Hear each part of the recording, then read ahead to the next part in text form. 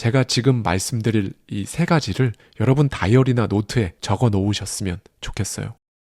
안녕하세요. 하와이 대저택입니다. 여러분은 성공합니다. 여러분이 그걸 원했기 때문이죠. 네, 어느덧 벌써 연말로 접어들고 있는데요. 항상 말씀드리지만 우리 시간은 그리고 삶은 정말 훅 갑니다. 그렇죠? 그런데 이 연말에 엄청나게 재미있는 많은 것들이 있는데도 불구하고 이 영상을 켜서 들으려고 하시는 여러분들은 소수 중에 극소수라는 걸 잊지 않으셨으면 좋겠어요. 바로 그 극소수인 여러분들을 위해 오늘은 정말 마음 먹고 준비했습니다. 성공하기 위해 이걸 먼저 딱 잡아 놓으면 성공은 물 흐르듯 따라온다고 많이 말씀드렸는데요. 바로 잠재의식 패러다임 대전환을 가능하게 해주는 습관 쌓기에 대해 정말 낱낱이 말씀드릴 겁니다. 이를 위해 습관의 디테일의 저자 BJ 포그의 인사이트를 가져와서요. 저의 생각까지 더해서 말씀드리고자 하는데요. BJ 포그는 스탠퍼드 대학교 행동설계연구소장으로 20년 동안 무려 6만 명의 행동을 설계하고 연구했어요. 도대체 왜 사람은 실패하는지, 그러면 어떻게 하면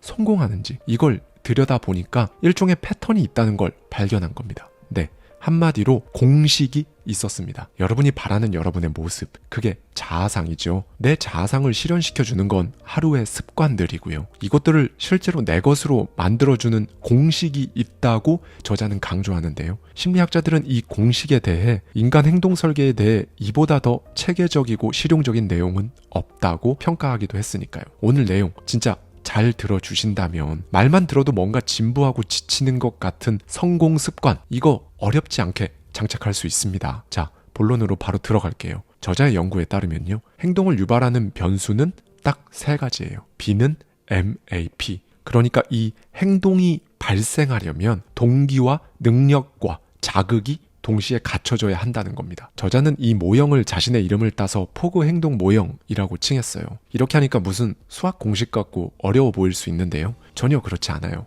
진짜 쉽고 자세하게 한번 살펴볼까요? 여러분, 행동이라는 건요, 동기, 능력, 자극, 이 3가지가 동시에 작용할 때 일어납니다. 동기는 어떤 행동을 하고자 하는 욕구죠. 능력은 그 행동을 할 수 있는 잠재력입니다. 자극은 그 행동을 하라는 어떤 신호고요. 예를 들어서 여러분이 특정 사건이나 어떤 이유로 인해 목표를 딱 정하고 성공해야겠다는 욕구, 즉 동기를 가지고 있다고 할게요. 그런데 이 동기만 가지고 있으면, 그러니까 능력과 자극이 받쳐주지 않으면 보통 성공하고 싶다, 부자 되고 싶다, 맨날 말은 하는데 실제로 행동을 못해요. 그렇게 시간은 가죠. 그렇게 계속 살아가게 될 뿐입니다. 그런데 제가 저의 책 더 마인드에서도 말씀드렸지만 이 욕망은요, 능력과 함께 옵니다. 일단 그런 능력은 나한테 없다고 스스로 생각한 다음에 이제 그걸 또 스스로 믿어버려서 없는 것 같아 보일 뿐인 거죠. 네, 우선 이렇게 2개, 동기와 능력에 대해 일단 말씀드렸고요. 이제 그 다음 이 자극은요,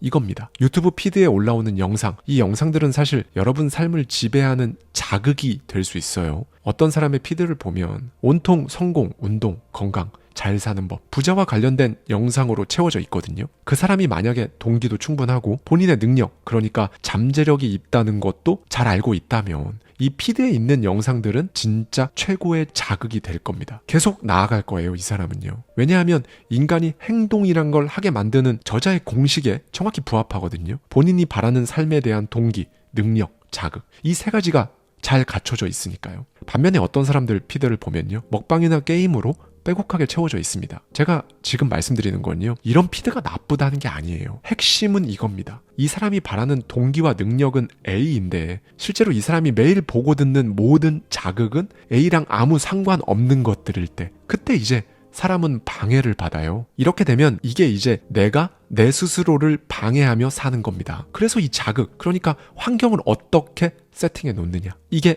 정말 중요한 겁니다. 제가 항상 말씀드리는 C형 목표, 그러니까 지금 당장 뭘 어떻게 해야 되는지 구체적인 방법 같은 건 모르겠지만 여러분이 원하는 거, 이걸 눈앞에 딱 현실화시키려면요, 여러분의 생각으로, 내면의 대화, 여러분 스스로와 대화를 해보고 그렇게 패러다임이 완전히 바뀌는 대전환이 무조건 필요하거든요. 그런데 이게 대전환, 이러니까 하루아침에 아니면 짧은 시간 안에 뭔가 막 인간 개조 같은 느낌으로 엄청난 걸 애써서 혹은 고통스럽게 해야 하는 그런 느낌이 막연하게 들 수 있는데요. 그렇지 않아요. 큰 그림은 작은 성공이라는 화소, 픽셀들이 모여서 모니터 화면의 그림으로 보이듯이 이제 나타나는 거거든요. 그리고 작은 성공의 화소, 픽셀, 조각들이 바로 하루의 루틴, 즉 습관인 겁니다. 습관 설계가 왜 중요한지 이제 조금 더 와 닿으실 거예요. 여러분, 재밌는 건요, 이 습관은 좋은 습관이든 안 좋은 습관이든 작동 원리가 똑같아요. 여기 헬스장에서 자전거를 타다가 적십자에서 온 문자를 보고 그 자리에서 바로 3만 원을 기부한 남자가 있습니다. 이 단순한 행동을 한번 인수분해 해볼까요? 이 사람이 이런 행동을 하게 만든 동기, 능력, 자극, 이 세 가지만 하나씩 뜯어보면 되니까요. 이 사람은 평소에 전쟁과 관련된 뉴스를 보면서 무고한 시민들, 그 사람들이 안쓰럽게 다치고 목숨을 잃고 하는 걸 보는 게 너무 마음이 안 좋았습니다. 정말 조금이나마 돕고 싶었다고 해요. 네, 동기가 있었던 겁니다. 그리고 이 사람에게 적십자에서 보낸 문자라는 자극이 날라왔고요. 동의 한 번으로 3만 원이라는 돈을 보낼 수 있어서 기부하기 쉬웠죠. 그리고 무엇보다 이 사람은 3만 원짜리 동의 버튼을 한 번 누를 정도의 여유, 즉 능력도 있었습니다. 이렇게 이 세 가지가 딱 갖춰졌기에 전쟁 고아들에게 기부금을 보내는 행동이라는 결과가 발생한 거예요. 만약 적십자의 문자라는 자극이 신용카드 번호를 입력하고 공인인증서 뭘 설치하고 막 본인 인증 절차 복잡하고 이래서 실내 자전거를 타면서 운동하고 있는 사람이 하기에는 너무 큰 능력을 요구하는 자극이었다면 이 행동은 결코 이루어지지 않았을 겁니다. 네, 여러분, 혹시 눈치채셨나요? 이 자극은요,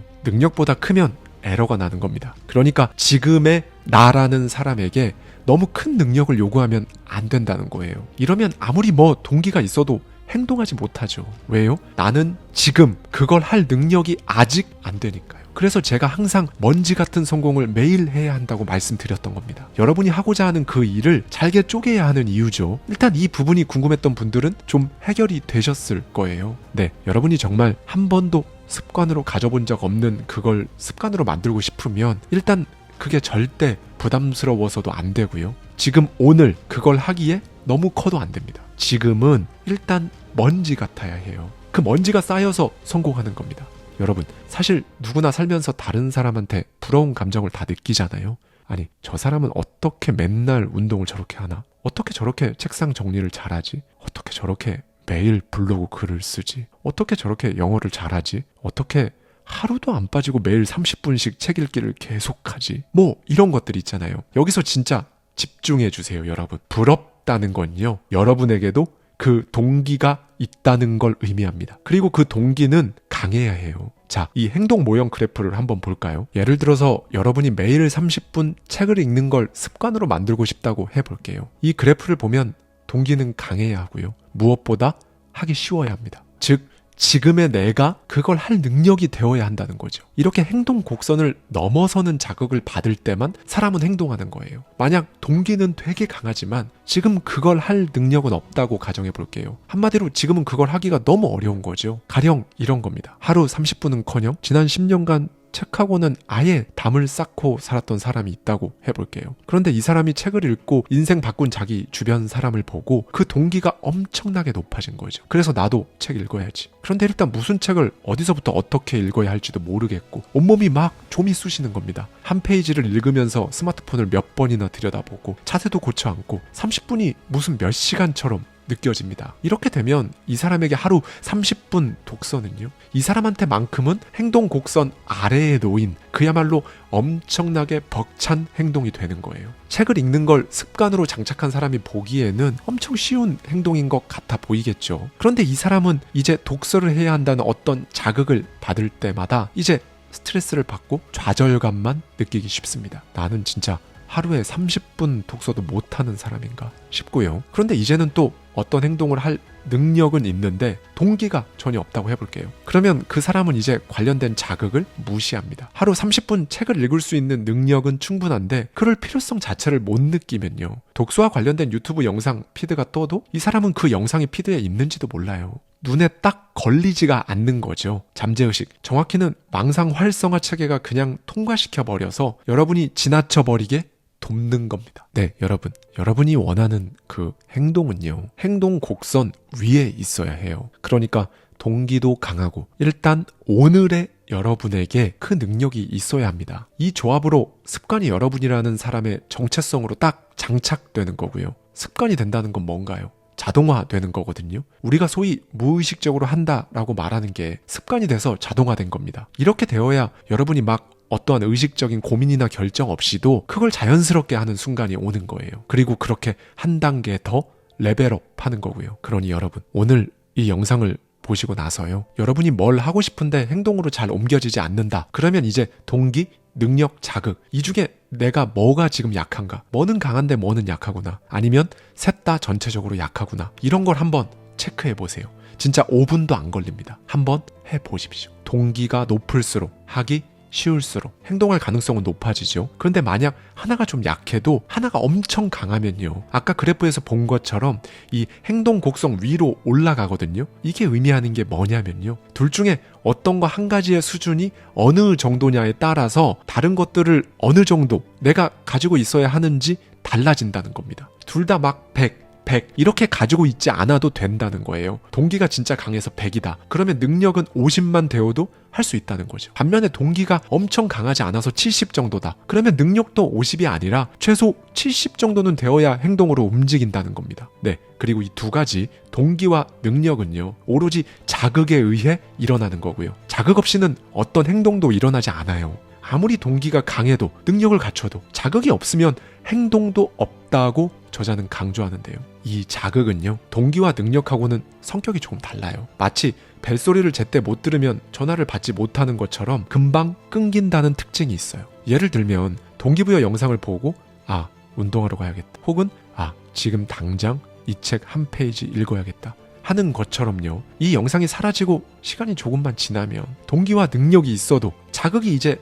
사라지니까 행동으로 이어지기 쉽지 않은 겁니다. 그래서 이 부분에서도 포인트가 하나 나와요. 제가 많이 말씀드렸던 지금 그냥 바로 하십시오 라고 한 이유도 이겁니다. 자극이 사라지기 전에 행동으로 옮겨야 실제로 움직일 수 있으니까요. 네, 여러분, 그래서 이 결과를 얻으려면요, 1순위로 그 행동을 하게 만드는 자극이 있는지 확인해 보세요. 이건 반대도 똑같아요. 반대로 여러분이 어떤 행동을 하기 싫다면 초코바를 안 보이는 곳으로 치워버리는 것처럼 자극을 제거해버리면 훨씬 편합니다. 잠들기 전 그냥 별 생각 없이 스마트폰 집었다가 쇼츠의 굴레에 빠져서 수면 패턴이 자꾸 꼬인다면 스마트폰은 옆방에 충전기에 꽂아놓고요, 알람 시계로 바꿔보세요.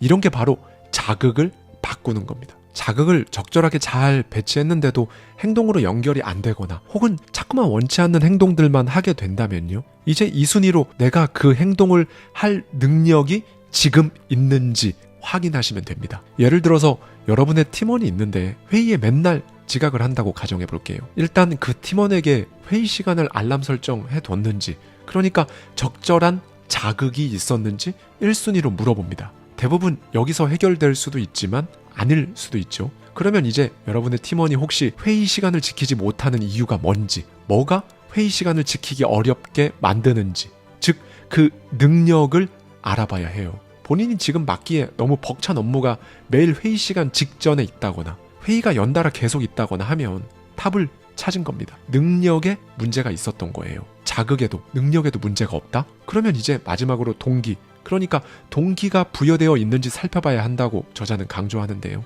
사실 동기가 없으면요, 아예 그걸 해야 할 필요성 자체를 느끼지 못하기 때문에 이 동기는요, 사실 마지막에 확인해야 할 것이라기보다는 오히려 0순위로 확인해야 한다고 저는 말씀드립니다. 그냥 심플하게 생각이 없으니까 당연히 행동으로 안 나오는 거죠. 이렇게 동기, 능력, 자극, 3박자를 맞추는 과정은요, 여러분의 인생을 바꾸는 바로 그 목표를 위한 행동에만 적용할 수 있는 게 아니에요. 가족 간의 작은 갈등에서도 마찬가지로 요긴하게 쓰입니다.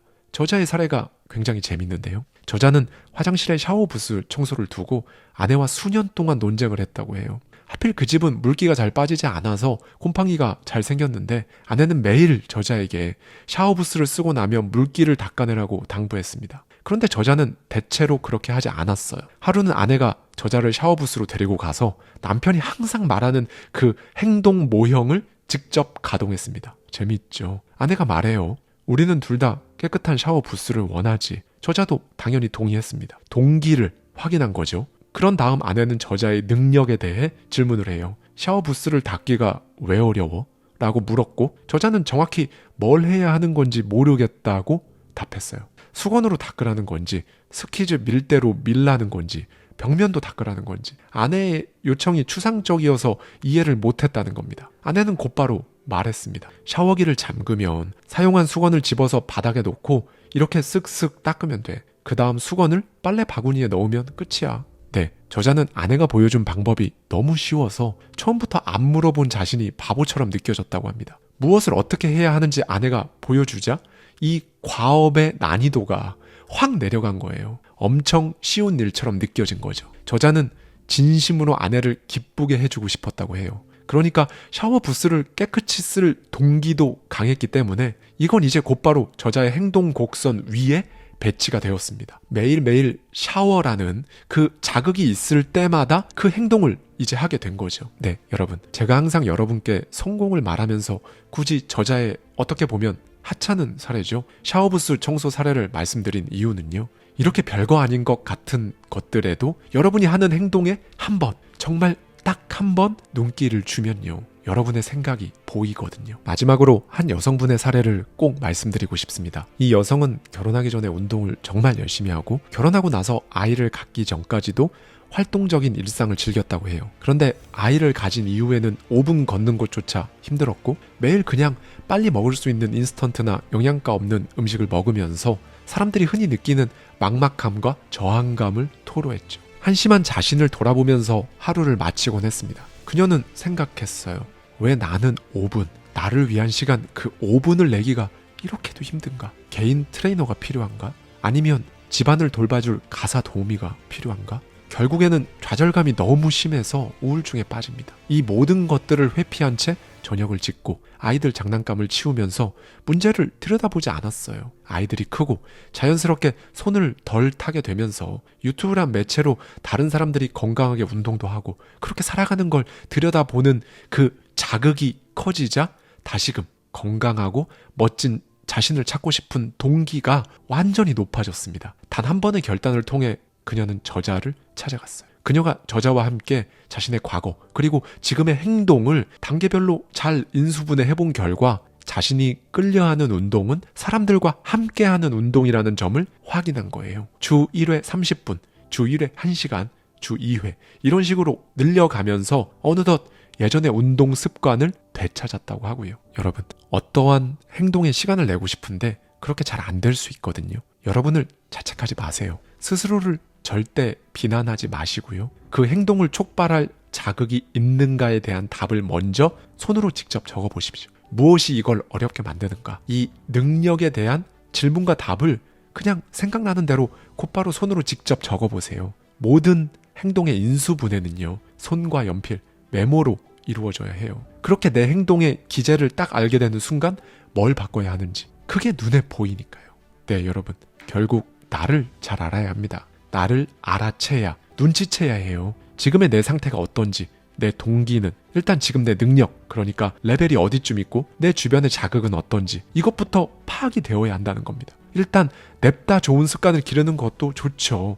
그런데 그 전에 도대체 무엇이 나를 계속 끌어내리는지 그걸 먼저 살펴보는 게 훨씬 압도적으로 효과적이니까요. 여러분, 그럼에도 불구하고 여전히 내 행동을 내가 한번 점검하는 것 이거 쉽지 않다고 느껴지는 분들 계실 거예요. 제가 팁을 드릴게요. 앞으로는 여러분 스스로를요. 실험실 배양 접시에서 자라는 미생물을 바라보는 과학자라고 한번 생각해 보세요. 여러분 행동을 그렇게 스스로 관찰하는 겁니다. 그리고 마지막으로요. 제가 지금 말씀드릴 이 세 가지를 여러분 다이어리나 노트에 적어 놓으셨으면 좋겠어요. 내 탓하기를 멈추자. 원하는 행동을 먼지처럼 쪼개자. 실수는 새로운 발견이다. 그리고 진짜 그렇다고 나는 믿는다. 네, 여러분. 여러분은 현재 여러분 모습과 여러분이 되고 싶은 모습 사이의 그 간극을 줄이는 과정에 있잖아요. 그리고 당장 하고 싶은 행동을 정해서요. 지금 내 레벨에 맞는 수준으로 작게 쪼개고 일상 속에 자연스럽게 끼워 넣으세요. 그리고 그걸 그냥 부단히 하십시오. 근본적인 변화는요. 반드시 이 작게 시작하는 것에서부터 이루어진다는 걸 잊지 않으셨으면 좋겠습니다. 우리는 항상 이유만 찾습니다. 아니요, 오늘은 방법을 제대로 찾아보시죠. 그러니 이 문장을 계속 반복해 보세요. 오늘은 사람을 진짜 행동하게 만드는 방법, 이거에 대해 정말 제대로 말씀드릴 건데요. 이른바 행동 설계 3단계입니다. 프로 미룸러, 프로 게으름러일지라도 행동하게 만드는 3단계 설계법 다 말씀드리도록 하겠습니다. 스탠퍼드 대학교 행동설계학 박사 BJ 포그의 습관의 디테일에 담겨있는 인사이트를 딱 가져와서 저의 생각까지 더해서 말씀드릴게요. 우리 어제 1부에서 B는 MAP, 행동이 발생하려면 동기, 능력, 자극, 이게 동시에 갖춰져야 한다. 즉 행동을 이루는 3박자에 대해 말씀드렸는데요. 오늘은 우리가 맨날 동기부여라고 말할 때 이 동기, 이거 파헤쳐 볼게요. 이 동기를 파헤쳐서 도대체 무슨 행동을 해야 나를 성공까지 이끌고 가는지, 도대체 그 성공하는 행동이라는 게 따로 있는지, 있다면 그 실체가 뭔지, 그 3단계 설계법을 알아보는 겁니다. 가장 먼저 이 동기가 뭘까요? 포괄적인 수준의 행동부터 구체적인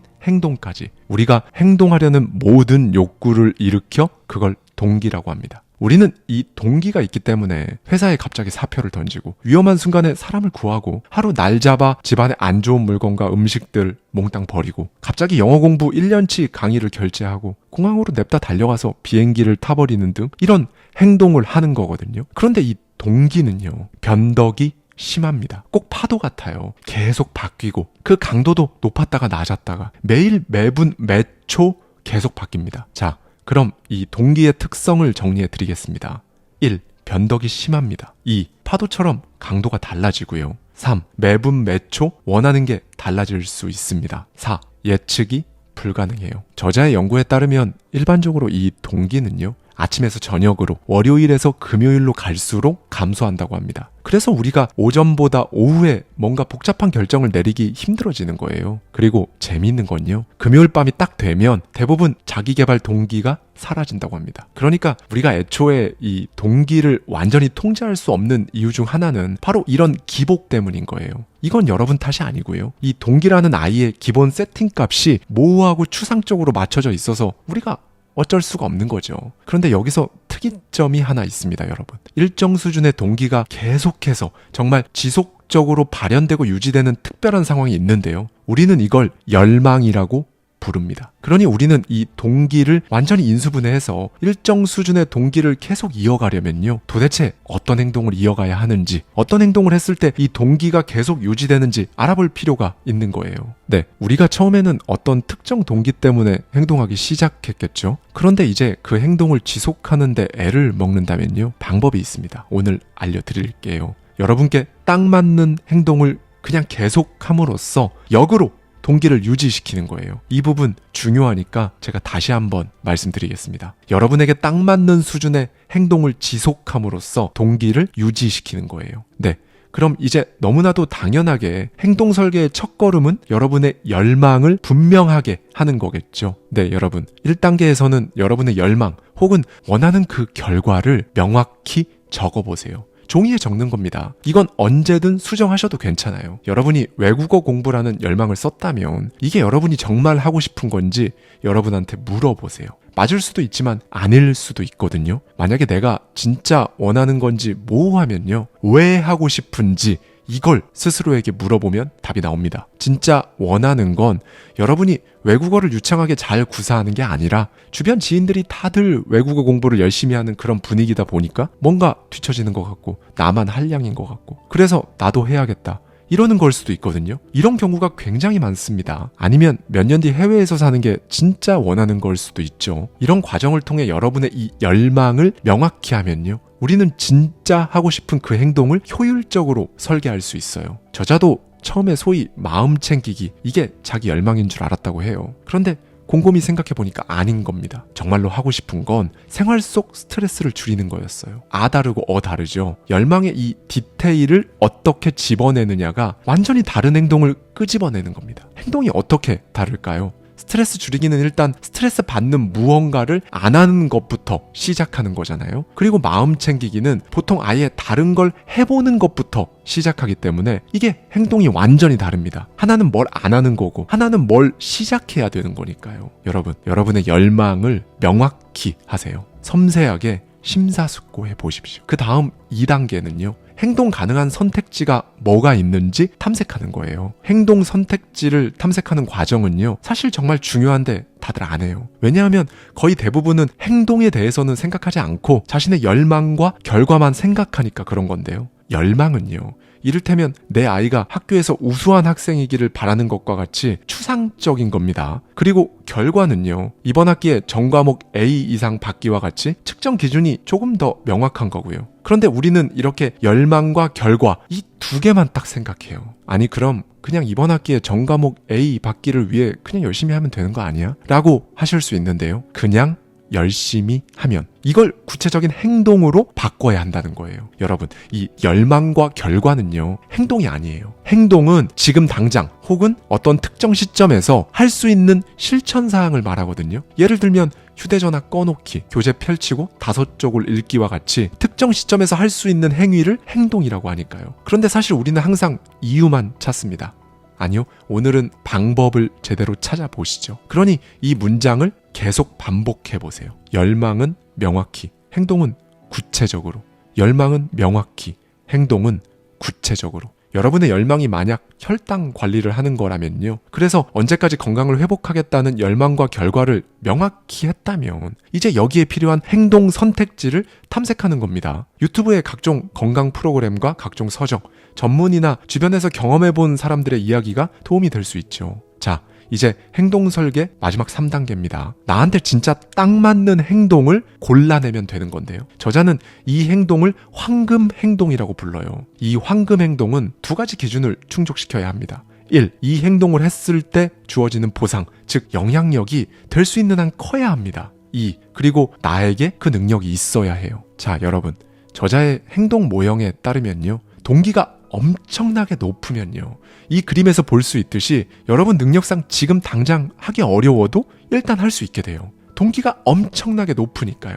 그런데 이 동기는 파도처럼 변덕을 부린다고 말씀드렸잖아요. 그리고 그 강도는 이제 시간이 지날수록 낮아지고요. 그러면 이제 무조건 여러분이 하기 쉬운 수준이 되어야 이 낮아지는 동기를 막을 수 있는 거예요. 동기도 점점 떨어지는데 만약에 이게 난이도도 좀 있어서 지금 하기도 어렵다, 이러면 이제 동기와 능력이 만나는 지점이 이 행동 곡선 아래로 떨어져 버리면서 그 행동은 더 못합니다. 그리고 우리 행동을 막는 또 다른 요소도 있어요. 동기의 마지막 특성인데요, 바로 상충된다는 겁니다. 청소하고 싶다, 쉬고 싶다, 설탕을 끊고 싶다, 달달한 걸 먹고 싶다. 둘 다 분명히 나의 동기가 맞는데 완전히 상충되죠. 동기라는 게 이런 특성을 가지고 있어요. 재밌는 게 동기는 이런 식으로 서로 반대되는 동기를 갖고 있으니까, 그래서 우리가 딜레마에 빠지는 겁니다. 이럴 때요, 여러분, 현재, 즉 오늘자 내 능력으로 상대적으로 하기 쉬운 게 무조건 이깁니다. 청소하고 싶다와 쉬고 싶다, 이 2개의 상반되는 동기가 만나면 능력 부분에서 상대적으로 쉬운 건 당연히 쉬는 거죠. 그래서 우리가 대개는 청소하는 것 대신 그냥 쉬는 걸 선택하는 거고요. 여러분, 만약 여러분이 지금 쉬는 행동을 선택했을 때 이건 뭐 사실 청소하는 거랑 쉬는 거 이 2개 말고도요, 이렇게 반대되는 동기가 있을 때 보통 여러분이 자꾸 쉬운 것만 선택해서 진짜 인생 바꿔야 되는데 정작 행동으로 옮겨지는 건 왜 이렇게 어렵냐, 이렇게 막 여러분의 정체성이 훼손되고 자괴감이 든다면요, 이걸 진짜 막아야 합니다. 네, 모든 행동의 목적은요, 우월해지는 게 아니라요, 나의 정체성 훼손을 막고 내가 바라는 정체성, 그러니까 동기를 유지시키는 것이어야 해요. 이럴 때 어떻게 해야 되느냐, 역으로 치고 가는 겁니다. 그러니까 쉬운 것보다 더 쉬운 행동을 일단 해보세요. 쉬운 것보다 더 쉬운 행동, 그런 게 뭐가 있을까요? 유튜브를 볼 수도 있겠죠. 사실 현대인들은 가만히 쉬는 것보다 누워서 스마트폰 보는 게 더 쉬울 겁니다. 그렇죠? 그러면 이때 그냥 쉬는 것보다 더 쉬운 걸 그렇게 하면서 청소에 대한 영상을 눌러본다면 어떻게 될까요? 청소에 대한 동기가 올라올 겁니다. 계속 보다 보면요, 그 동기의 강도, 수준이 엄청나게 올라가거든요. 잠들기 전에 먹방 계속 보면 그 음식이 점점 더 엄청 먹고 싶어서 결국엔 내일 그 음식 결국 먹잖아요. 똑같아요. 동기가 일정 수준 이상으로 폭발적으로 올라가면요, 우리는 언제 쉬고 싶었나 싶을 정도로 일어나서 청소를 하게 됩니다. 즉 여러분이 해야 하는 행동과 하지 말아야 할 행동 사이에서 이 하지 말아야 할 행동이 너무 쉬운 일이라 어김없이 무너진다면 여러분은 그보다 더 쉽지만 내 정체성을 훼손하지 않는 또 다른 행동을 설계해야 하는 거죠. 그러니 지금부터 여러분의 성공 정체성을 딱 유지할 수 있는 그 행동을 아주 작게 쪼개서 시작하세요. 뿌리부터 다지세요. 흙 위로 아무것도 보이지 않아도 됩니다. 언젠가 새싹이 나고 나중엔 더 자라거든요. 폭풍을 견뎌낼 수 있게 자라게 하는 게 중요하잖아요. 정말 사방에서 얘기하는 그 성공 습관, 그걸 장착할 수 있는 심리는 무엇인지 살펴보고 있는데요. 오늘 결론은 그냥 딱 이 3가지로 정리됩니다. 작게, 아주 작게 시작하세요. 30초 안에 할 수 있는 사소한 행동이면 좋습니다. 단순하고 작게 행동하는 건 거의 모든 일에 도움이 돼요. 이 단순함은 내 행동, 그리고 나라는 사람을 영구적으로 바꿔줍니다. 자, 한 번 더 짚고 가볼까요? 사람을 행동하게 만드는 공식이 있습니다. B는 MAP, 행동이 발생하려면 동기, 능력, 자극이 동시에 갖춰져야 한다는 거예요. 동기는 하고 싶은 욕구죠. 능력은 내가 이 행동을 하기 쉬운지 어려운지를 나타내는 거고요. 자극은 환경입니다. 이게 바로 많은 심리학자들이 찬사를 보낸 포그 행동 모형인데요. 사람이 결국 이 행동 곡선 위로 갈 때만 행동이라는 걸 하게 되는 거예요. 여러분, 만약 오늘의 여러분이 하기에 어려운 거면요, 하고 싶은 욕구가 엄청나게 높아야 행동으로 이어지는 겁니다. 반대로 동기가 낮으면, 그러니까 동기부여가 크게 되어 있지 않다면 정말 하기 쉬워야 사람은 행동을 하고요. 결국 지금 말씀드린 이 동기와 능력이 만나는 지점이 바로 이 행동 곡선 위에 있어야 우리는 행동이라는 걸 할 수 있는 건데요. 그런데 문제가 있었죠. 우리 사람의 동기는요, 계속 변해요. 시간이 지나면서 점차 사그라들고요. 아침에서 밤으로 갈수록, 월요일에서 주말로 갈수록 동기가 계속 낮아지니까 우리는 이제 행동은 둘째치고 손 하나 까딱하기 어려워지는 겁니다. 침대랑 소파에서 나오기가 싫어지는 거고요. 이렇게 이 동기라는 아이는 계속 변하니까 우리가 바꿀 수 있는 변수는 능력 부분, 즉 행동을 쉽게 만드는 것뿐입니다. 그래야 동기가 변하건 말건 그냥 행동할 수 있게 되는 거예요. 뭘 하고 싶고 해야 되긴 하고 하면 좋겠는데 맨날 행동으로 나가지는 않고, 그런 스스로에 대해 원망하고 자책하는 그런 파괴적인 내면의 독백, 역시 난 안 돼 와 같은 말들을 속으로 계속 스스로 세뇌하면서 내 정체성을 내 스스로 막 훼손하는 그런 거, 이제는 진짜 멈춰야 하잖아요. 그래서 제가 나랑 딱 맞는, 내가 하기에 정말 딱 좋은 그런 행동이 뭔지 골라내는 작업에 대해 말씀드렸는데요. 이 행동 설계 3단계는 이겁니다. 1단계, 열망을 명확히. 2단계, 행동 선택지 탐색. 3단계, 딱 맞는 행동 골라내기. 이 행동 설계는 사실 7단계로 끝나는데요. 오늘은 4, 5단계에 대해 진짜 쉽게 말씀드릴게요. 먼저 행동 설계 4단계는 이겁니다. 아주 작게 시작하라. 네, 오늘은요, 여러분, 아니 뭐 그런 하찮은 걸로 인생을 어떻게 바꾼다는 건가요? 그렇게 해서 큰 변화를 어떻게 이루네요? 이런 모든 의심과 생각들에 대해 답을 드리겠습니다. 여러분, 사실 인스타그램이 성공한 이유는요, 바로 이용자들에게 단순하고 쉬운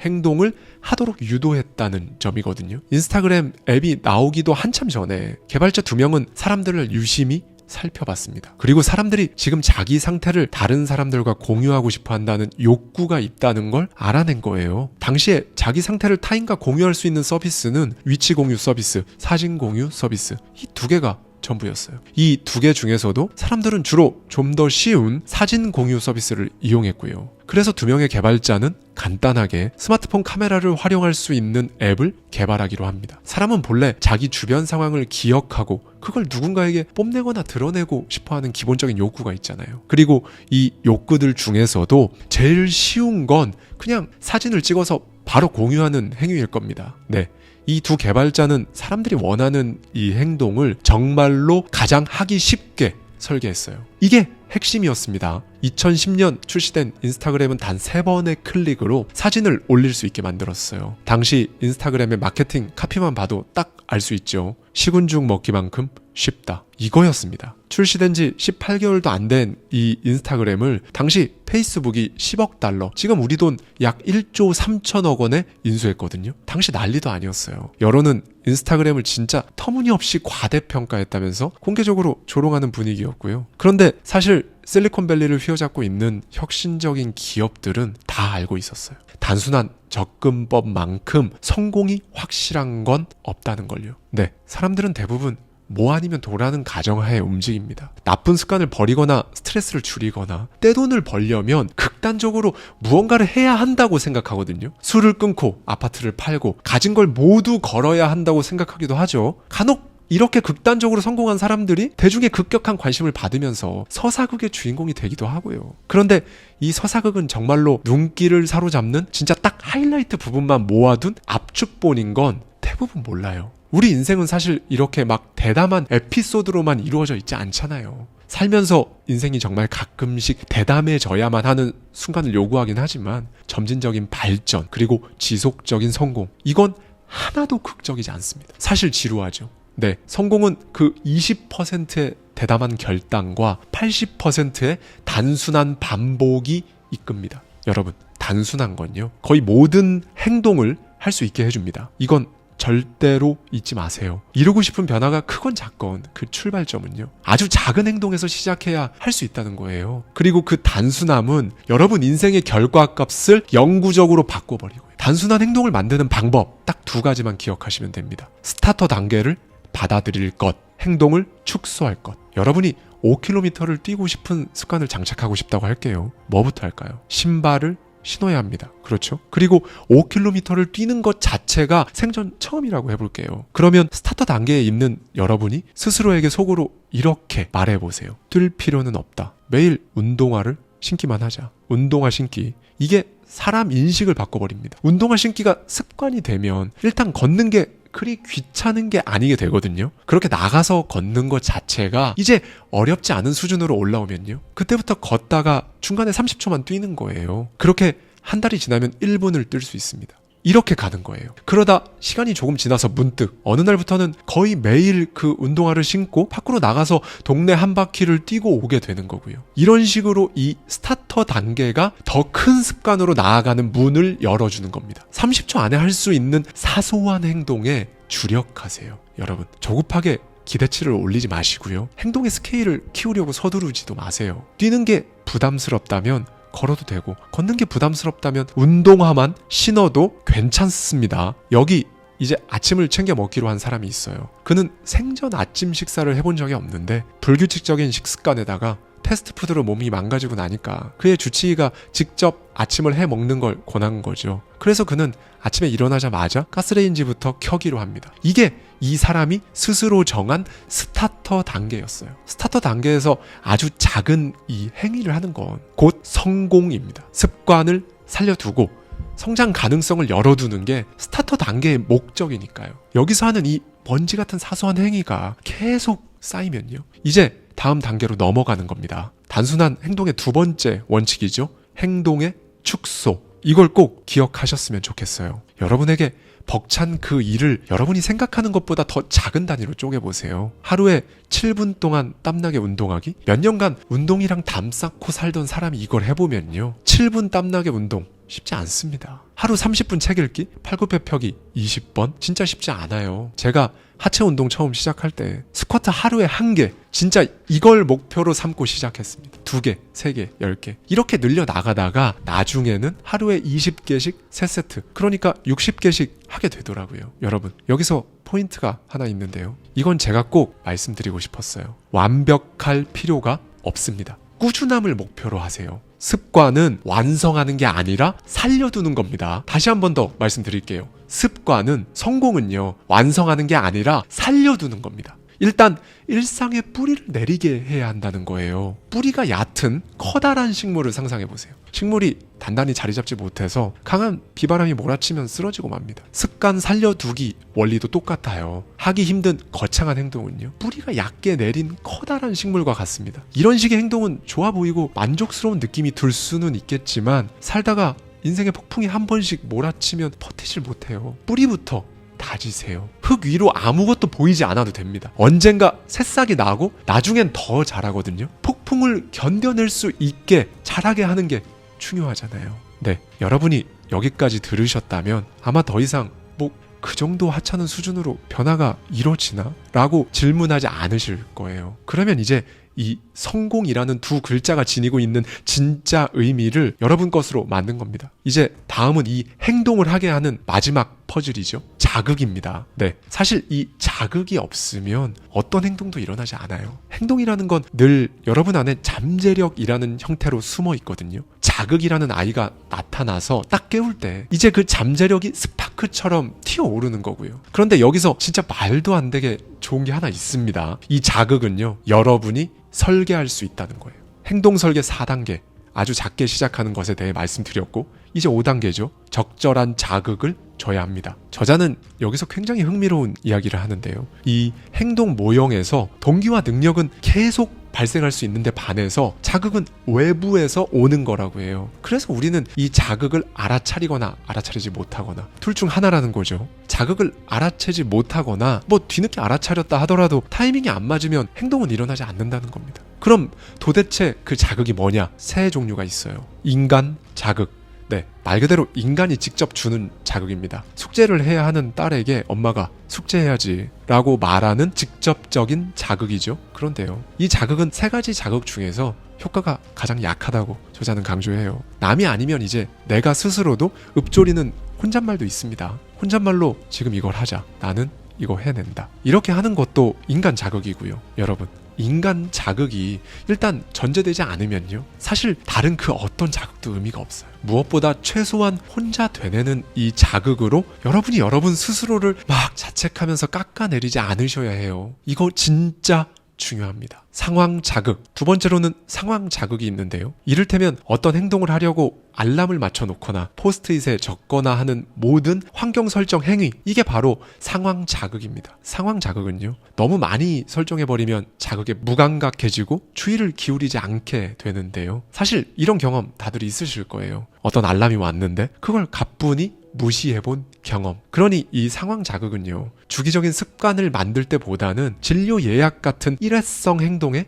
더 적합하다고 합니다. 그러면 일단 인간 자극, 상황 자극 둘 다 아닌 것 같은데, 도대체 우리가 만들고 싶은 그 성공 습관, 주기적인 습관은 무슨 자극이 필요한 걸까요? 행위 자극, 바로 세 번째 자극인 행위 자극이 필요한 겁니다. 이건 이제 소위 습관 쌓기라고도 할 수 있는데요. 여러분이 이미 하고 있는 행동이 있을 거잖아요. 그 행동이랑 앞으로 장착하고 싶은 습관을 연결하는 거예요. 예를 들면 이런 건데요. 저자는 치실을 하는 습관을 갖고 싶었다고 해요. 그래서 매일 하는 양치질하는 습관 다음에 치실하는 습관을 붙여버렸습니다. 연결한 거죠. 바로 앞에 있는 습관이 새로운 습관을 촉발하는 자극제 역할을 하는 거예요. 저자는 새로운 습관 바로 앞에 붙는, 그러니까 원래 가지고 있던 습관을 앵커 습관이라고 하는데요. 앵커는 닫히잖아요. 이 앵커 습관은 진짜 단순하지만 강력하게 새로운 습관을 불러일으키는 자극, 알림 역할을 하는 겁니다. 그러니 우리는 우리가 장착하고 싶은 습관과 성격이 비슷한 앵커 습관을 잘 추려내면 되는 거예요. 그리고 이 앵커 습관은요, 일상 속에서 원래부터 여러분이 계속 해오던 행동이어야 합니다. 나는 특별한 습관이 없는 것 같은데, 아니요.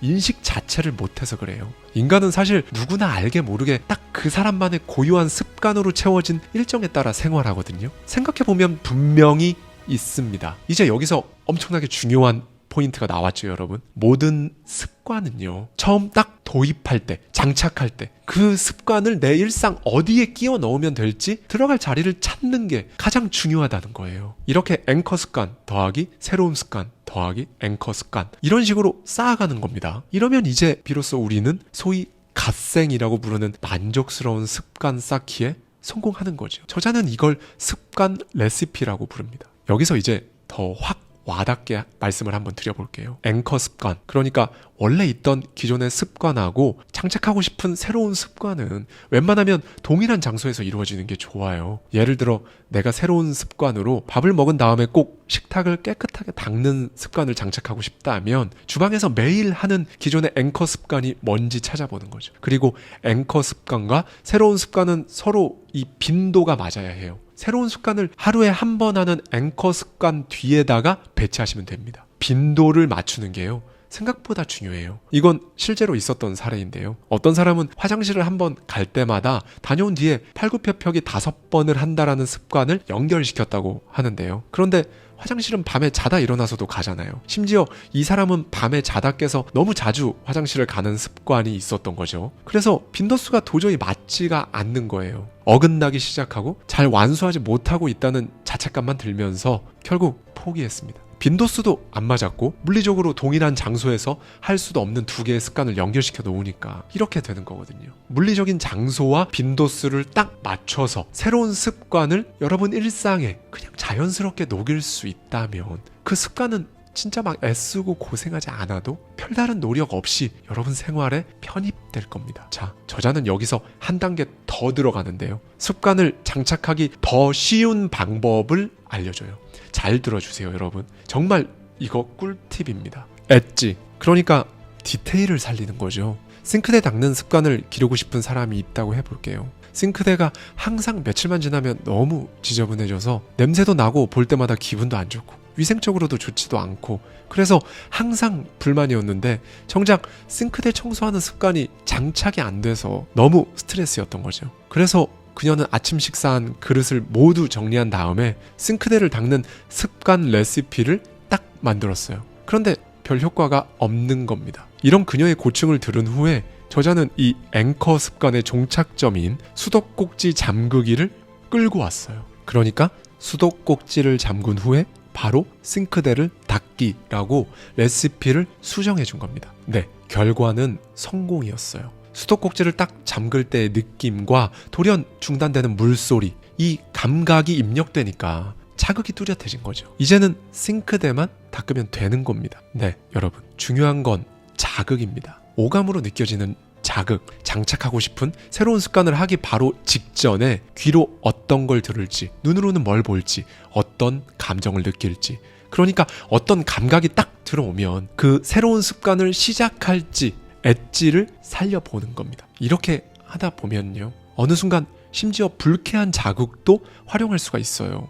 어떤 여성은요, 일상에서 다른 사람과 언쟁이 있거나 불쾌한 일이 있으면 딱 그 즉시 자기가 제일 좋아하는 음악을 들었다고 하는데요. 네, 불쾌한 자극을 기분 좋아지는 일과 연결을 한 케이스죠. 그녀는 점차 이 범위를 확장했습니다. 모욕감이란 자극이 주어지면 나는 반드시 근사한 일을 할 것이다. 이렇게 설계하니까 그녀는 다른 사람들보다 압도적으로 좋은 습관들을 새롭게 장착할 수 있었다고 하는데요. 저번에도 말씀드렸죠. 사람은 한 번의 부정적인 감정을 겪으면 정확히 그 3배인 3번의 긍정적인 경험을 해줘야 감정적으로 좋은 컨디션을 유지할 수 있습니다. 아무튼 여기서 중요한 건 그녀가 자기 삶을 컨트롤할 수 있는 힘을 되찾았고 자기 자신을 위한 선물도 주는 것 같은 이중 보상의 느낌을 느꼈다는 겁니다. 물론 부정적인 자극이 아예 없으면 좋겠지만 우리는 다 알잖아요. 사회생활 하면 진짜 그렇게 되기 어렵다는 걸요. 그러면 그냥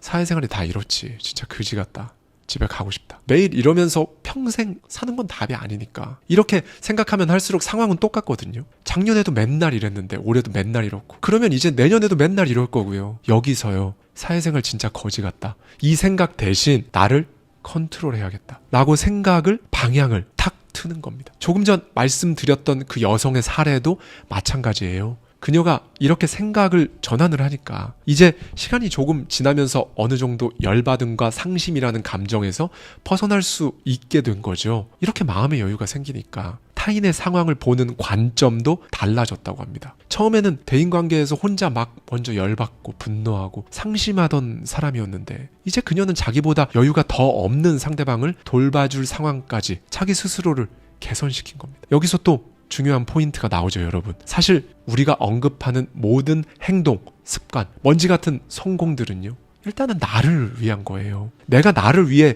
먼저 그것들을 해줘야 이제 다른 소중한 사람들, 소중한 것들을 결국 지킬 수 있는 겁니다. 네, 여러분. 사람은요, 불쾌한 감정이 아니라 유쾌한 감정을 통해 변합니다. 오늘 제가 말씀드린 방법으로 습관을 진짜 한 번만 장착해 보세요. 남을 위한 게 아니라 가장 먼저 여러분 스스로를 위한 그 습관들을 여러분 일상에 배치하는 겁니다. 제가 구독자님들께 늘 드리는 메시지가 있죠. 여러분이 여러분 스스로를 도와주셔야 해요. 처음부터 욕심이 나죠. 그건 당연합니다. 그런데 좋은 습관을 들이겠다는 마음만 앞서서 처음부터 막 거창하고 멋있게 시도했다가 이건 너무 힘들다, 못하겠다, 이렇게 좌절의 수렁에 빠져서 헤매고 자책하지 마시고요. 네, 오늘까지 인생 패러다임 대전환을 이끄는 성공행동 설계의 대장정 7단계 중 5단계까지 알아봤는데요. 5단계까지 정리해볼까요? 행동 설계 7단계. 1. 열망을 명확히. 2. 행동 선택지 탐색. 3. 딱 맞는 행동 골라내기. 4. 아주 작게 시작하기. 5. 적절한 자극을 주기. 여러분, 이 5단계까지 행동을 제가 말씀드렸는데 뭔가 빠져 있다는 걸 혹시 눈치채셨는지 모르겠어요. 너무 많은 사람들이 무시하는 바로 그 영역인데요. 감동이 빠졌습니다. 정확히는 감정이 빠져 있죠. 감정이 빠진 행동은요, 금방 메말라 죽습니다. 감정이 어떻게 성공으로 가는 그 행동을 지속시켜 주는지, 그리고 이 행동이 반복됐을 때 진짜 내가 어디까지 어떻게 성공할 수 있을지 또 한 번 낱낱이 다 말씀드리도록 하겠습니다. 너무 중요합니다, 여러분. 우리 감정은요, 우리가 어떤 행동을 되풀이할 수 있게 하는 그 가능성에 직접적이고 지대한 영향을 미칩니다. 성공하는 습관을 만드는 건요, 빈도도 아니고 의지도 아니고 감정이에요. 네, 여러분, 똑똑히 한번 보실 필요가 있습니다. 여러분이 거기까지 어떻게 올라가실지, 어떻게 성공하는지 오늘 영상 보시고요, 확인해 보십시오. 여러분은 그렇게 성공합니다. 제가 오늘은 시작부터 왜 이렇게 힘을 주며 시작했는지 오늘 영상을 다 보고 나면 이해가 되실 거예요. 그리고 오늘은 정말 중요한 이야기를 할 건데요. 감정이 행동을 만들고, 행동은 습관을 만들고, 습관은 성공을 만든다. 다시 한번 말씀드리겠습니다. 오로지 감정이 행동을 만듭니다. 그렇게 습관이 되고요. 그 습관이 여러분이 성공을 피할 수 없게 해줍니다. 스탠퍼드 대학교 행동설계 연구소장이자 무려 20년간 인간의 행동 그리고 성공을 연구한 BJ 포그 박사의 습관의 디테일에 담겨있는 인사이트를 가져와서 저의 생각까지 더해서 여러분들과 이야기를 나누고 있는데요. 네, 인생 패러다임 대전환을 이루는 행동 설계 7단계. 1. 열망을 명확히 하라. 2. 행동 선택지를 탐색하라. 3. 딱 맞는 행동을 골라내라. 4. 아주 작게 시작하라. 5. 적절한 자극을 준다. 네, 이렇게 5단계까지 지난 영상을 통해 살펴봤는데요. 사실 이 5단계까지도 굉장히 정교해요. 진짜 행동하게 만든다는 관점에서 행동을 쪼개고 자극을 주고 환경을 설계하고 습관 형성에 걸리는 시간까지 저자가 연구하며 집중해 온 결과죠. 그런데 여기까지의 이 정교한 과정이요, 이제는 낡은 과정이 되어버렸습니다. 감정과 습관, 그리고 성공 사이에 도대체 무슨 관계가 있는지 발견하고서 저자는 정말 탄식을 했다고 해요. 저자는 말합니다. 인간 행동에 대해 가르칠 때 나는 한 문장으로 아주 분명하게 요점을 전달한다. 감정이 습관을 만든다. 그 외에는 없다. 여기까지만 들으면 모호합니다. 그래서 무슨 감정을 일으키라는 건데, 어떻게 일으키는 건데 싶으시죠? 여러분, 해야 할 건 명확합니다. 여러분이 하는 그 모든 먼지 같은 성공에 진짜 약간 인위적인 느낌이 들더라도 여러분 스스로를 축하해보세요. 어떤 식으로 하면 되는지 저자의 일화를 들어볼까요? 한 가지 고백하자면 내가 이놈의 치실질을 습관으로 장착할 수 있었던 이유 중에 소개하지 않은 내용이 있다. 퍼즐 조각이 하나 더 있는 것이다. 스트레스를 너무 많이 받아서 하루하루를 간신히 넘기고 있을 때였다. 새로 시작한 사업은 망해가고 있었고 어린 조카는 비극적인 죽음을 맞이했다. 네, 저자는 당시 비참한 하루하루의 여파를 견뎌내느라 잠도 제대로 못 잤다고 해요. 새벽 3시까지 강아지 동영상을 보고서야 간신히 잠에 들 수 있었다고 하니까요. 씻을 때는 일부러 거울도 쳐다보지 않았다고 합니다. 여러분, 우울해져 가는 사람들의 특징이 있는데요. 의도적으로 거울을 피한다고 해요. 몰골도 엉망이고 기분도 엉망인 자신의 상태를 차마 바라볼 수가 없고 또 바라보기도 싫은 거죠. 그러던 중 저자는 어느 날 아침에 입안이 너무 텁텁해서 치실질을 한번 했습니다. 치실을 하게 되면 이때는 무조건 거울을 보게 되어 있잖아요. 그래서 그렇게 거울을 한번 봤죠. 그리고 진짜 억지로 미소를 지으면서 이렇게 말해봤다고 합니다. 그래도 내가 그렇게도 하기 싫던 치실질을 오늘은 했네. 잘했다. 성공했다. 지금 엄청나게 하찮은 얘기를 제가 말씀드리고 있죠. 저자는 딱 그때 자기 안에서 일어나는 이상한 감정을 느낀 겁니다. 뭔지는 모르겠는데 변화가 느껴진 거죠. 어둡고 옥죄었던 마음에 따뜻한 공간이 살짝 열린 듯 했다고 해요. 그리고 이제 조금은 차분해졌고 기분이 약간 나는 듯 했다고 해요. 그리고는 그 기분을 더 느끼고 싶어진 겁니다. 얼마 전 조카가 죽었고 자기 인생이 무너지기 일보 직전인데 고작 이 치실 하나로 기분이 조금 나아졌다니 말도 안 된다는 생각에 자기도 헛웃음이 났다고 해요. 어떻게 이깟 일로 기분이 나아질 수 있나 생각했다고 합니다. 그런데요, 저자가 행동과학자가 아니었으면, 그러니까 자신에게 희미하게 찾아온 이 감정에 호기심을 갖지 않았다면 그는 그냥 여느 사람들처럼 그 순간을 그렇게 넘겼을지도 모릅니다. 그런데 저자는 스스로에게 계속 물어봤어요. 당시 그는 사람의 감정이라는 게 습관, 그리고 성공에 미치는 영향을 몰랐기 때문에 사실 정말 답이 까마득한 질문들이었다고 회상을 해요. 치실 하나 했을 뿐인데 왜 기분이 나아졌지? 치실질 때문인가? 거울을 보면서 성공했다고 외친 효과인 건가? 아니면 웃어서? 그 후로도 저자는 아침 저녁마다 치실질을 하고 거울을 보며 억지로라도 미소를 짓고 성공, 이렇게 말했습니다. 불행한 현실이 바뀌진 않았는데요. 일단 기분이 눈에 보이지 않아서 그렇지 확실히 그 전보다 계속 더 나아지고 있는 걸 느꼈다고 하고요. 이때의 경험을 통해 저자는 치밀한 연구를 통해 행동설계 6단계를 만들어낸 겁니다. 그리고 사실상 이 단계가 가장 중요하다고 강조에 또 강조를 해요. 행동설계 6단계, 바로 성공을 축하하랍니다. 사람은 별다른 의식을 하지 않으면요, 원래 평생을 자기 스스로를 기죽이는 말만 하고 살거든요. 20년 동안 6만 명을 연구한 저자의 대대적인 연구 결과를 보면 이건 명확해요. 사람들이 대체로 내가 잘못했구나, 이 말을 달고 산다는 겁니다. 네, 이런 건 분명히 필요한 부분은 맞아요. 그러면 내가 잘못했구나, 이 말을 달고 살 거면 정확히 똑같이 내가 잘했구나, 이 말도 달고 살아야 하거든요. 그런데 이렇게 말하는 법을 사람들이 모른다는 겁니다. 이건 우리가 생각하는 것보다 훨씬 좋지가 않아요. 다 자란 성인들은 보통 자기 성공을 자기가 인정하고 또 자기가 한 일에 대해 만족하는 일이 거의 없거든요. 그래서 아주 작은 먼지 같은 성공에 대해 기뻐하는 걸 스스로 약간 이상하게 여기는 겁니다. 여러분, 잘 들어주세요. 지금부터 그 어떤 순간에서도 여러분이 스스로 기분이 좋아지게 만들어 버릴 수 있는 셀프 축하법을 하나 만들어 놓으십시오. 성공하고 싶다면, 진짜 그 성공 습관을 딱 장착하고 싶다면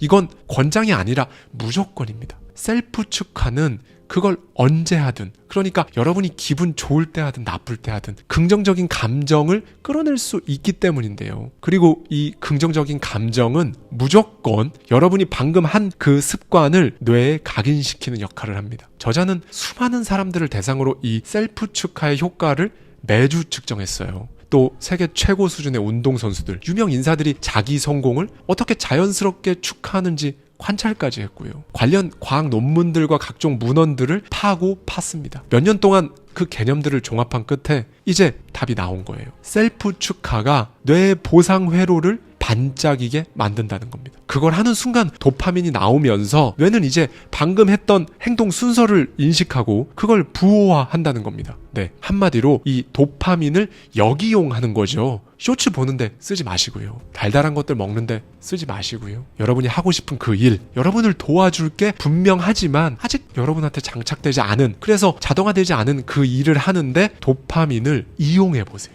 여러분, 아기가 첫 걸음을 떼는 모습을 떠올려 볼까요? 엄마와 아빠는 그 모습을 보면서 정말 순수하고 무한한 기쁨을 느끼죠.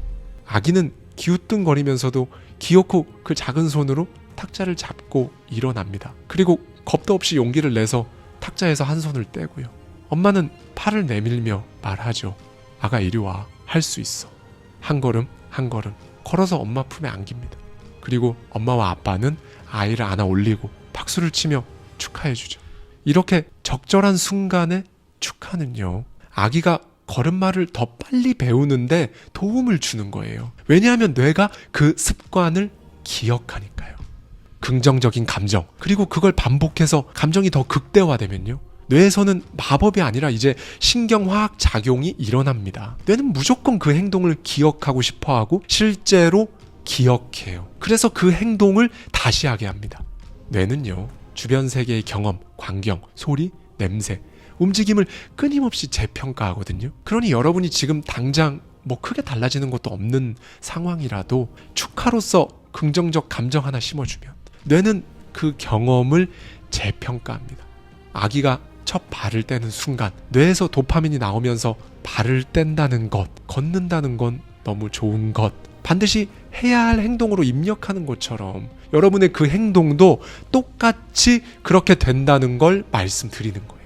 지금 나오는 그림처럼요. 감정은 그 행동을 자동으로 일어나게 만들어서 이제 궁극적으로는 완전 자동으로 만드는 힘을 실제로 가지고 있습니다. 너무 중요합니다, 여러분. 한 번 더 말씀드릴게요. 우리 감정은요, 우리가 어떤 행동을 되풀이할 수 있게 하는 그 가능성에 직접적이고 지대한 영향을 미칩니다.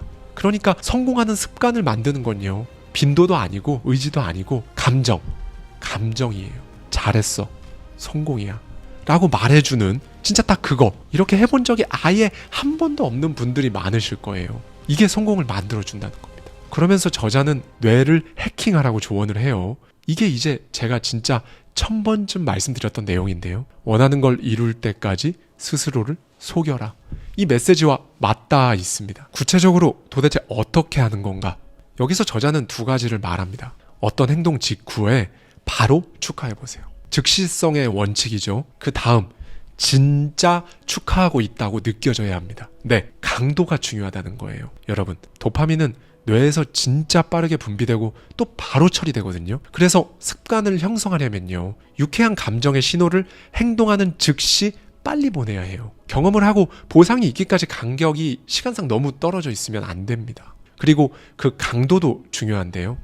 여기서는 개인적인 취향이 중요해요. 어떤 사람을 기분 좋게 만드는 말이 누구에게나 효과가 있는 건 아니니까요. 여러분은 커피 향을 좋아해도 누군가에겐 아무 감흥도 없을 수 있잖아요. 그러니 여러분 스스로에게 효과적인 축하 방법을 찾아야 합니다. 뇌는 어색한 걸 진짜 싫어하거든요.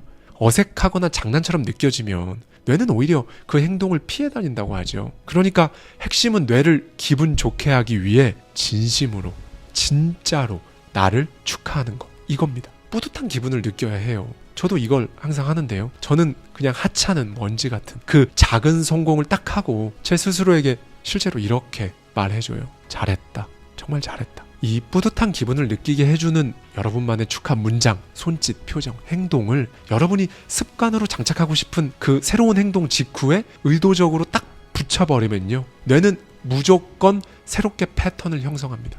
만약에 이 셀프 축하가 너무 어색하고 손발이 오그라드는 것 같잖아요. 그러면 오늘은 그냥 이거 3가지만 기억해 주세요. 첫째, 이게 원래 인간 행동 시스템의 작동 방식이라는 겁니다. 거실에 낡은 TV가 있다고 칠게요. 종종 아무 이유 없이 TV가 꺼집니다. 측면을 탁탁 치면 다시 켜지고요. 이해는 안 되지만 매번 효과가 있죠.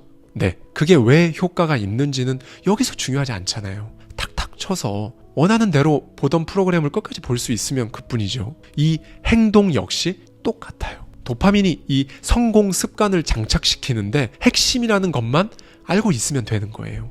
두 번째, 축하라는 건 사실 배워야 하는 기술입니다. 그래서 자연스럽게 느껴지지 않을 수 있어요. 특히나 감정을 속으로 숨기는 문화권에서는 더 어렵죠. 마치 회사에서 평소 무뚝뚝한 부장님이 누군가를 축하해주고 깊은 감정을 드러내면 엄청 어색한 것처럼 축하란 그런 겁니다. 그런데 이것도 기억하셔야 해요. 사람들은요, 진심으로 타인을 축하하고 감사할 줄 아는 사람에게 모여요. 본능적으로 그런 사람과 친해지고 싶어 합니다. 그러니 축하는 일종의 배워야 하는 기술과도 같습니다. 사실 어느 분야든 이 기술을 배운다는 건 쉽지 않잖아요. 그런데 기술의 특징이 또 있죠. 한번 손에 익으면, 그러니까 익숙해지면 편안하게 되잖아요. 이 축하도 똑같습니다. 막 애쓰면서 고생하지 않아도 나중에 편안하게 될 거예요. 성공할 여러분이 치러야 할 작은 비용이라고 생각해 보십시오. 그렇게 생각하면 셀프 축하, 이거 배우는 거 진짜 아무것도 아닐 거예요. 그렇죠. 마지막입니다. 여러분이 하는 그 모든 일은 축하할 가치가 있습니다. 저자는 바로 이 문장에 답이 있다고 하는데요. 여러분이 축하할 가치가 있는 일을 하고 있다고 스스로 딱 인식하는 건요, 이건 정말 인생에 말도 안 되는 변화를 불러온다는 거죠. 자기 비판을 좀 멈추고 성공을 기뻐할 줄 아는 능력은요, 삶에 엄청난 파급 효과를 가져옵니다. 네, 여러분, 무엇보다 이런 거 한다고 뭐가 달라지나 라는 생각을 하지 않으셔야 해요. 저자가 그 작은 거 가지고 사람이 변한다라는 말을 하면요, 사람들은 종종 말도 안 되는 소리라고 비웃는다고 해요. 원래 그냥 다 싫은 사람들은요, 스탠포드대 연구소 소장이고 뭐건 개의치 않습니다. 목표, 그리고 성공하려고 나아갈 때 주변 소음에 왜 신경을 꺼야 하는지 더 명확해지는 부분이죠. 아기가 첫 걸음을 뗄 때 우리는 왜 손뼉을 치고 그렇게 기뻐하나요? 아기가 완벽히 걷고 있거나 아니면 옆집 아기보다 더 큰 보폭으로 잘 걸어서 그런 게 아니잖아요. 그 작은 첫 걸음을 시작으로 아기가 평생 걷고 달리게 될 거고요. 그리고 그건 이 아기의 앞으로의 삶에 엄청나게 중요한 일임을 알기 때문에 우리는 박수를 보내는 거죠. 네, 그렇게 위대해지는 겁니다. 우리 삶에서 진짜 무엇이든 결국 이 작은 첫걸음이 정말 엄청난 나비 효과를 불러오는 거예요. 여러분, 한낱 유튜브 영상 하나일 뿐이지만요, 오늘 이 영상으로 여러분이 정말 명징한 그 울림을 느끼시기를 저는 진심으로 바랍니다. 정말로요. 그래서 오늘은 이걸 꼭 기억해 주세요. 우리 뇌는 기분이 좋아지길 바랍니다. 그래서 작은 셀프 축하, 이거 하나로도 뇌는 변합니다. 나만의 연민 파티를 이제 종료해 보시고요. 누구든 익사할 정도의 슬픔, 상실을 겪죠. 네, 살면서 그런 감정에 젖어 있을 때도 필요합니다. 어쩌면 반드시 있어야 하죠. 그런데 영원히 머무를 수는 없잖아요. 셀프 축하를 오늘 한 번, 내일 또 한 번, 이렇게 해 나아가면요, 여러분은 점점 여러분 스스로에게 친절해지고 있을 겁니다. 나에게 내가 진심으로 친절해지는 그 순간부터 자신감이 자라는 거고요. 그리고 바로 이때부터 여러분의 정체성이 변합니다. 내가 무슨 운동을 해? 나는 운동하는 걸 원래 싫어하는 사람인데, 하던 사람이 운동 없인 못 사는 사람이 되고, 늘 끈기 없고 실패하는 그 사람이 어느 순간 손만 대면 잘하는 사람이 됩니다. 정체성 변화는요, 의지로 하는 게 아니에요. 내 스스로를 물들이는 작업입니다. 여기까지 들어주신 여러분은 오늘 이렇게 작은 성공을 하셨죠. 지금 바로 여러분만의 언어로 여러분을 칭찬해 주십시오.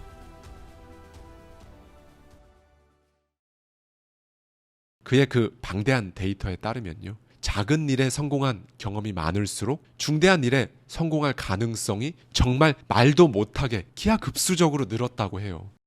위대한 변화를 만드는 성공 습관 설계 시스템 7단계, 우리는 앞서서 진짜로 행동을 만드는 6단계까지 살펴봤습니다. 간단히 한 번 더 복습해 볼까요? 행동 설계 7단계. 1. 열망을 명확히 하라. 2. 행동 선택지를 탐색하라. 3. 딱 맞는 행동 골라내라. 4. 아주 작게 시작하라. 5. 적절한 자극을 주어야 한다. 6. 성공을 축하하라. 네, 이제 대망의 7단계입니다. 반복입니다. 정말 매일 10번씩 들려드려도 모자랄 만큼 중요한 부분이에요. 7단계, 반복하고 확대하라. 모든 습관에는 두 가지 특징이 있죠. 모든 습관은 성장하고 증식합니다. 다시 한번 말씀드릴게요. 반복에 반복을 더하면 모든 습관은 성장하고 증식합니다. 자, 오늘의 이야기를 이끌 수쿠마르라는 주인공이 있어요.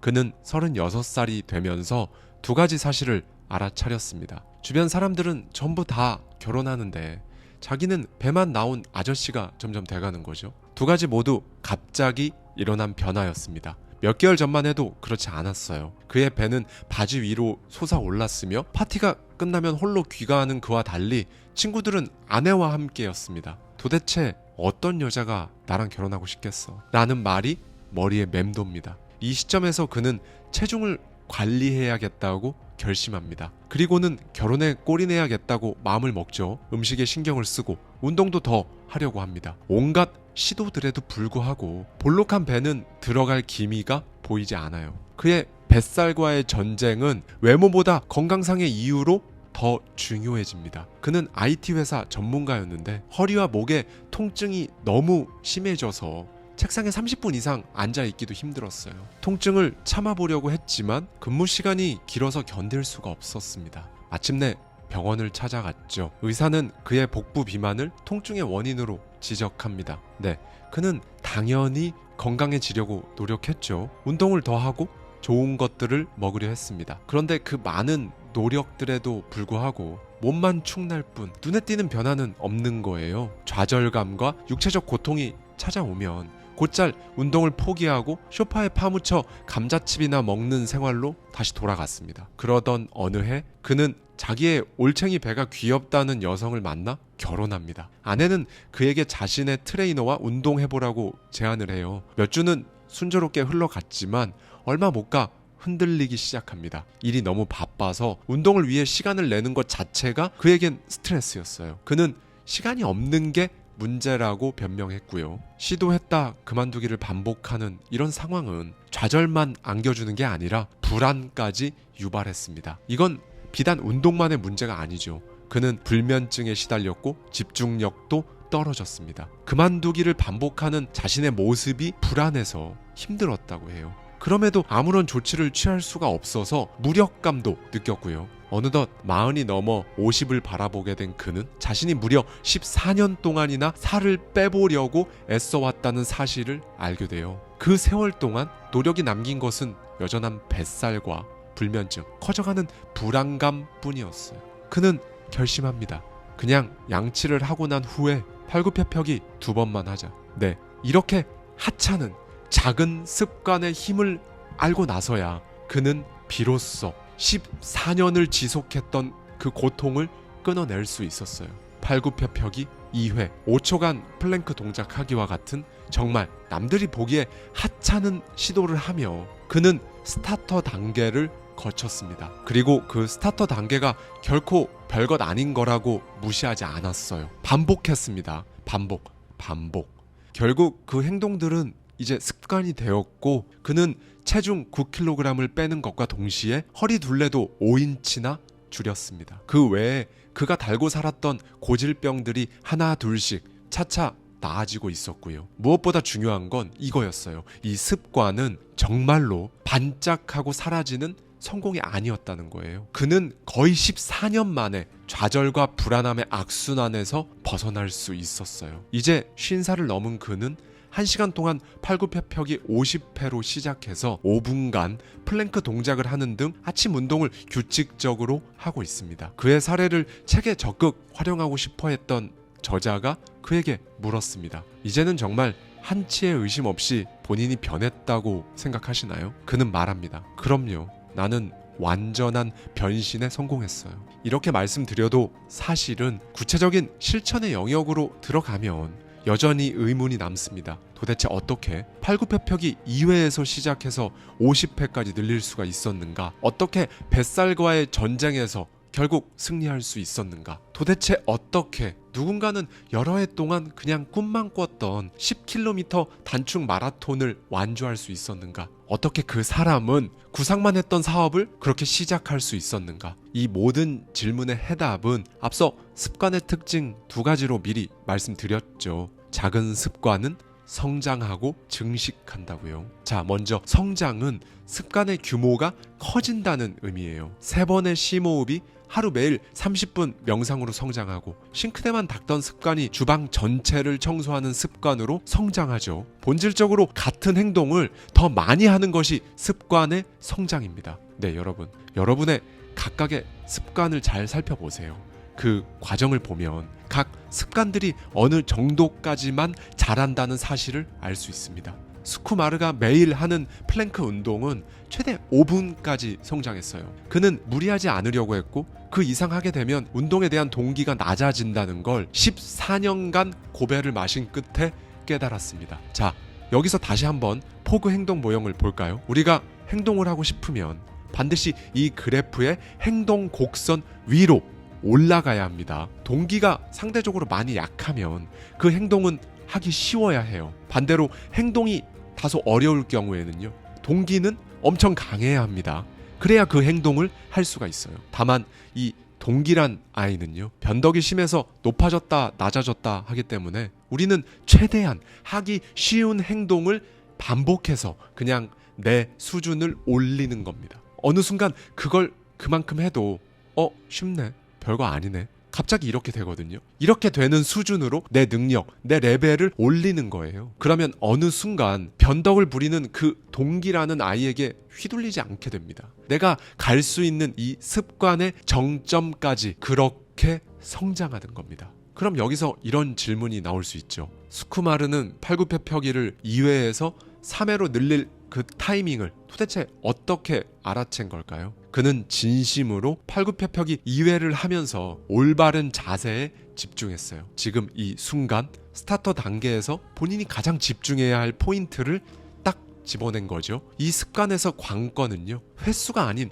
정확함이었습니다. 자세는 더 좋아졌고 어느 순간 2회가 가뿐해졌어요. 본인의 호흡과 근육의 통증을 면밀히 살폈습니다. 그러자 어느 날 탁 다른 생각을 하면서도 자세는 완벽했으며 어떠한 숨가쁨도 없고 통증도 전혀 없는 자신을 발견한 거예요. 무엇보다 양치질을 한 이후에 어떠한 의식적인 노력 없이도 자연스럽게 자세를 취하는 자신을 발견한 거죠. 그의 안전지대가 이렇게 넓어졌습니다.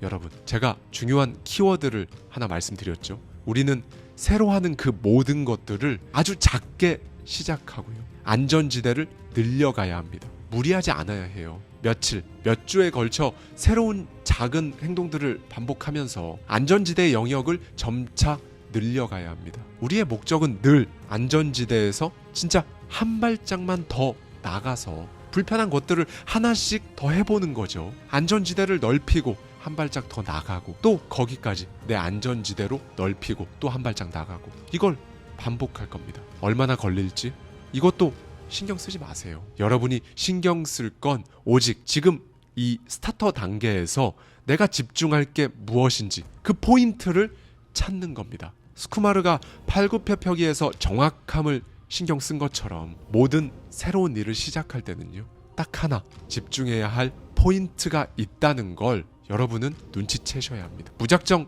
크기를 키우기보다요, 그 일의 본질을 건드리는 그 포인트 하나에 집중해서 그걸 공략하세요. 그게 완벽하게 될 때가 바로 여러분이 이제 한 발 더 나아가서 안전지대를 늘려갈 때인 겁니다. 이렇게 하다 보면요, 안전지대를 늘릴 그 순간을 알아채는 게 훨씬 쉬워져요. 그렇게 습관은 성장합니다. 그러니 여러분, 지금 뭔가 벅차다면요, 뒤로 물러나 기본만 해보세요. 기본만 할 때를 아는 것도 중요합니다. 모든 것들은 반복에 의해서 확대되거든요. 다시 한번 말씀드릴게요.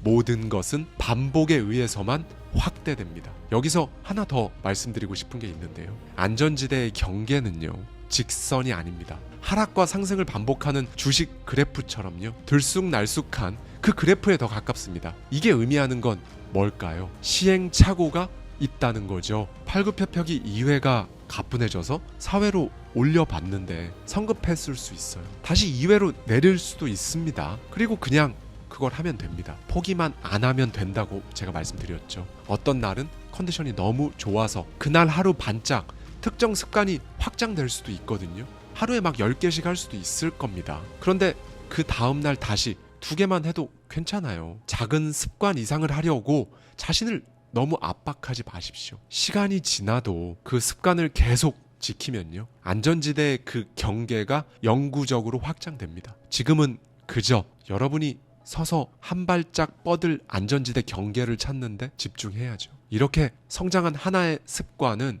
이제 증식합니다. 증식, 다른 영역으로도 그 영향력이 뻗어간다는 이야기죠. 마치 민들레 홀씨가 흩어져서 완전히 다른 민들레를 또 키우는 것처럼 하나의 습관은 증식해서 여러분의 다른 인생 영역에도 영향을 미칩니다. 예를 들면 이런 거죠. 아침에 일어나서 딱 침대에 앉아서 멋진 하루가 될 거야 라고 말한 다음 이불을 갭니다. 이건 특정 시간에 국한된 습관이죠. 큰 성장이랄 건 없어요. 그런데 그 연쇄적인 파급 효과는 엄청납니다. 이불 정리와 나에 대한 격려, 이거 하나로 하루 시작을 제대로 했다는 뿌듯함 덕분에 이 사람은 출근 전 설거지, 양치질을 하며 오늘 하루 감사할 일들을 적기 등까지 다 해내면서 성공이 성공으로 이어지는 그런 하루를 보내는 거예요. 하루 중에 예기치 못한 일이 닥쳐도 이렇게 열린 상태로 이슈들을 맞이하면요, 또 다르게 다가옵니다.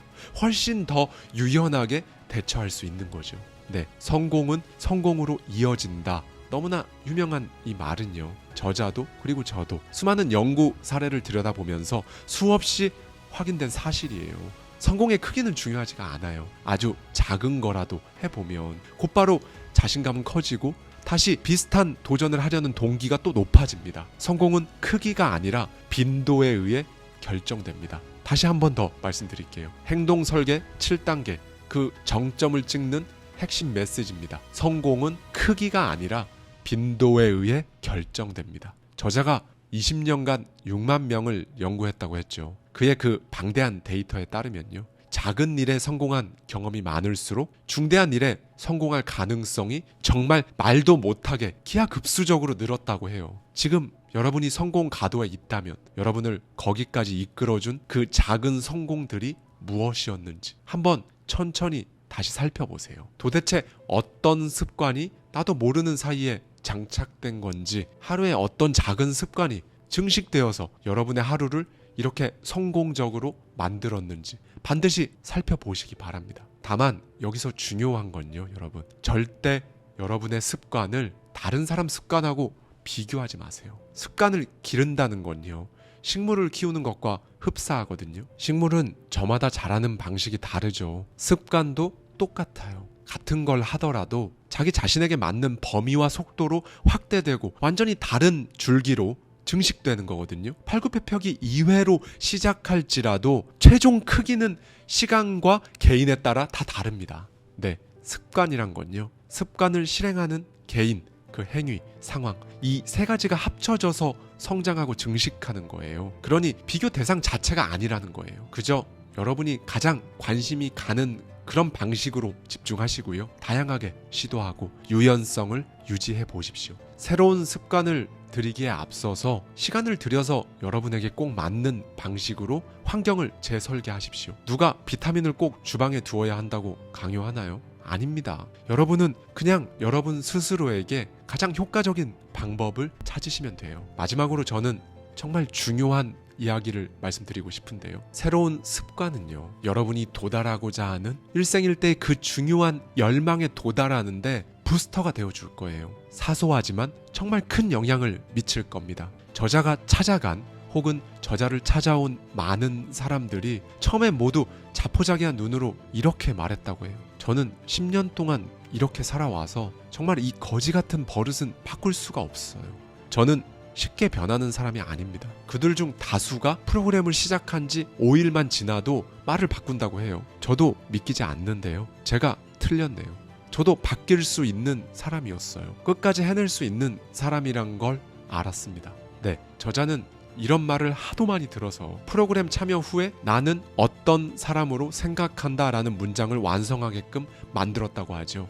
네, 정체성입니다. 정체성의 색깔이 달라진 거예요. 자기가 이런 사람, 저런 사람이라고 생각했던 그 사람도 정확히 5일 후에는 새로운 정체성에 물들기 시작했으니까요. 오늘 이야기의 주인공 수쿠마르도 원래는 자신이 운동을 좋아하지 않는 사람, 건강한 음식엔 관심이 없는 사람, 잠을 잘 못 자는 사람, 아무튼 엉망인 사람이라고 생각했다고 하죠. 그가 작은 성공을 하기 시작했을 땐 생애 처음으로 자기 내면을 들여다보기 시작했어요. 네, 사실 중요한 건요, 운동도 음식도 아니에요. 처음 내면을 들여다봤다는 데 있습니다. 자신의 정체성과 일치하는 방식으로 행동하려는 충동은 모든 인간에게 뿌리 깊이 박혀 있거든요. 밥 프록터는 이 정체성을 패러다임이라고 이야기하죠. 작은 성공은 패러다임, 즉 정체성 변화의 촉진제입니다. 그렇게 한두 가지에 국한되는 게 아니라요, 여러 연관된 행동들이 점점 더 얽히고 증식되면서 우리는 정말로 이제 그런 사람이 되는 겁니다. 원하는 지점에 도달하는 거예요. 뇌는 점점 더 그 정체성에 일치하는 방향으로 우리를 이끌고 패스트푸드만 먹던 사람이 샐러드가 이상하게 자꾸만 끌리는 사람으로 월 300만원 벌면 충분하지 했던 사람이 어느새 월 1000만원, 2000만원, 3000만원 버는 사람으로 5년 전 여러분이라면 생각지도 못한 새로운 방향으로 무언가를 선택하게 되고 그렇게 여러분의 진짜 열망과 점점 더 가까워지게 됩니다. 네, 여기엔 그 어떠한 작정, 어마무시한 불굴의 투지가 들어가 있지 않아요. 그저 서서히 변하는 겁니다. 여러분의 정체성이에요. 패러다임을 말씀드리는 겁니다.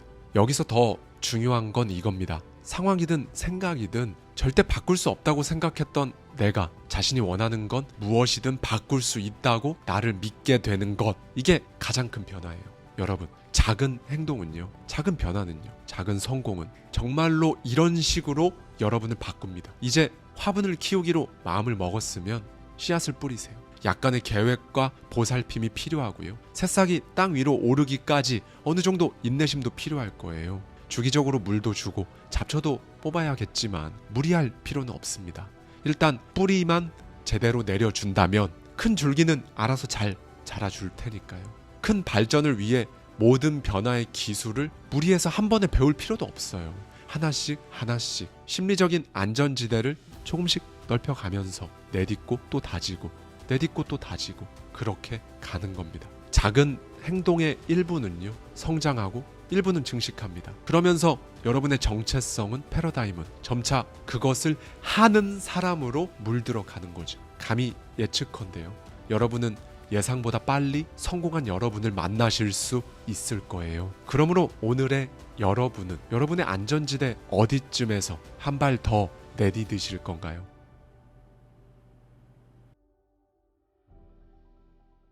변하고 싶은데, 인생 바꾸고 싶은데, 다른 삶을 살고 싶은데, 부자가 되고 싶은데, 성공한 사람들, 동기부여 강사, 교수, 정말 훌륭한 사람들의 얘기를 엄청나게 들어도 뭔가 본질을 모르겠다, 이게 해소되지 않는 그런 느낌이 많이 드셨을 거예요. 한 발 한 발 나아가시는 데 있어서 이 클래스가 조금이라도 도움이 되셨다면 저는 더 바랄 게 없습니다. 더 많은 이야기가 궁금하시다면 더 마인드 홈페이지에 제 강의를 참고해 주세요. 자세한 내용은 이 영상 고정 댓글 링크로 만나보실 수 있습니다. 감사합니다. 지금까지 하와이 대저택이었습니다.